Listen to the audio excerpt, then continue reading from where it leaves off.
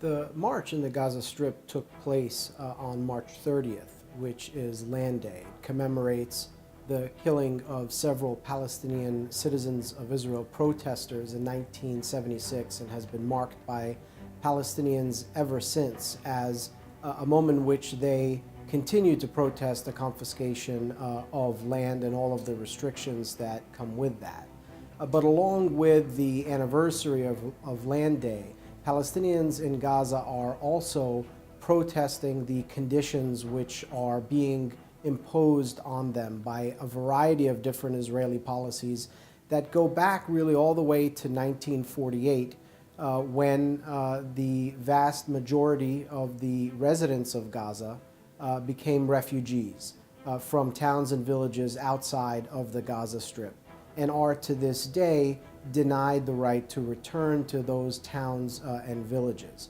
Add to that, of course, the policies of military occupation that came with the conquering of that territory in 1967 by the Israelis, and then on top of that, the severely strict policies of siege imposed since 2005 when Israeli soldiers and settlers were withdrawn from the Strip. And you can understand that Palestinians in the Gaza Strip are facing very, very dire circumstances where their freedom of movement is restricted, where their economic prospects are debilitated, and where humanitarian conditions are extremely bleak. The purpose is slightly different this time. I think the public demand by NGOs and by activists in Gaza has been to basically try to expand this event to kind of emphasize that 70 years is enough and we can't continue to do the same old things, and to try to emphasize, number one, that Israel is the occupying power, that the responsibility for ending that occupation is basically on the responsibility on the international community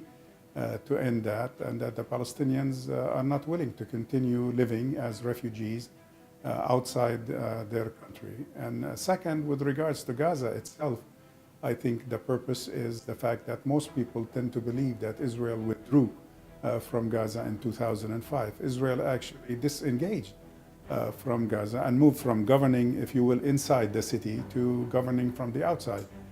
Gaza remains a large prison today, and the people who are demonstrating wanted the attention of the world, basically, again, focused on the reality of their lives. So this is the main objective for this 2-week demonstration.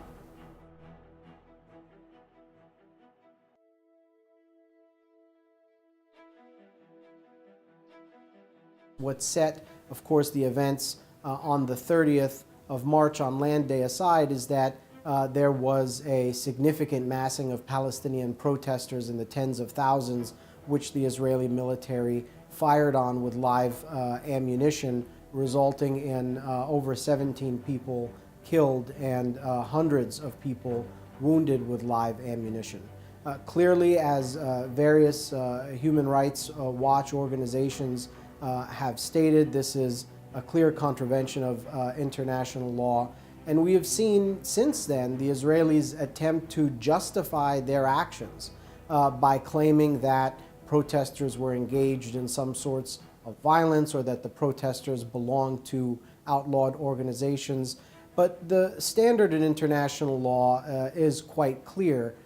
There is no justification for the use of lethal force unless the lives of those using lethal force are under imminent threat. As the news of this demonstration on the borders with Israel spread, the Israeli army, of course, were charged by the government of Israel to, quote unquote, protect the border and prevent Palestinians from crossing into Israel, thus embarrassing, if you will, the Israeli government. So certain procedures were adopted, including threats made at the highest levels of the Israeli government and the Israeli army saying that any violation of the border would be met with live fire, which is strange for a democratic country to use live ammunition and live fire against unarmed civilian demonstrators.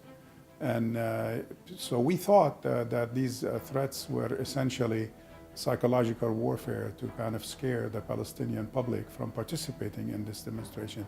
But wouldn't you know it, on the day of the demonstration, that's exactly what happened.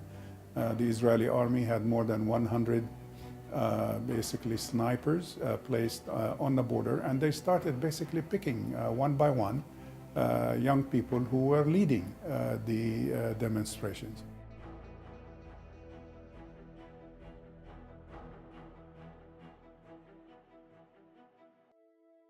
In the aftermath of the killings, we began to see international condemnation pour in from various parts of the globe. An emergency session of the United Nations Security Council was convened, but unfortunately there was no consensus on a presidential statement from the Security Council because of the objections of the United States refusing to condemn, of course, the Israeli actions which led to the killing of many Palestinian protesters. There have been various calls for an investigation which have been, as expected, rejected by the Israelis, who believe that there is no need for such an investigation and have, in fact, commended their soldiers for their conduct in the Gaza Strip. The international community has been somewhat passive with regards to the massacre that happened on the borders with Gaza. We had some denunciation by, let's say, the Vatican. We had some denunciation by some European countries like France.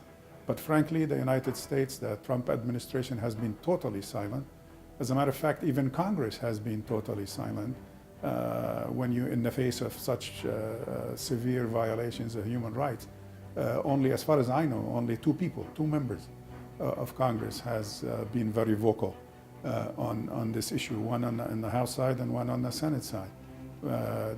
Human rights organizations have been quite vocal, I would say, and they have denounced the Israeli violence and considered, even by the way, human rights organizations in Israel have considered the excessive use of violence against the demonstrators as non-democratic and unacceptable.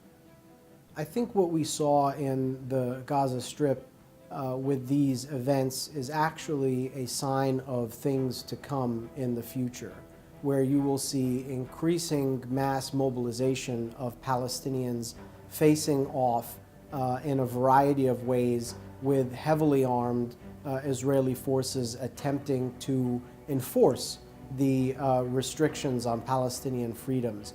I think these kinds of confrontations are likely to characterize the future of Israeli-Palestinian relations, given what looks like the irreversible collapse of any serious negotiations, and also an impending collapse of Palestinian representative institutions as well. So I think what this means is that the Israeli state will have an increasingly difficult time convincing the world that the actions that they're undertaking are just, and that this will play out in a court of public opinion over and over again into the future, leading to more and more people having to choose whether or not they can continue to support what is taking place on the ground and what is being done to enforce this unjust status quo.